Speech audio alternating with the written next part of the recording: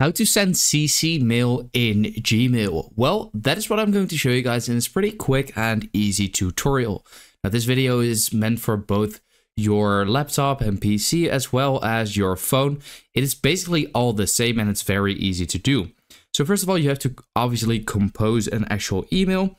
So here you have to enter an email address from the person that will receive the email. So in this case, I'll just, fill in my own email address since I don't really have anybody to send this to. And in order to actually add a CC, you want to click on this arrow, this like drop down arrow on the right of 2. And once you click on there, you have CC and BCC.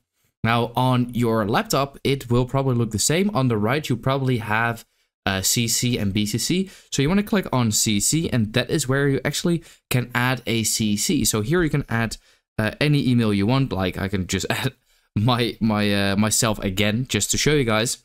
And that is basically how you add a CC. So then you can add a subject and send the email, and then you can send it just like that, and we will receive it. And then you can see from, to, and CC, and then the date. So that is how to send CC mail in Gmail. I hope this video helped you out. Let me know in the comments if it did, and then I'll see you next time.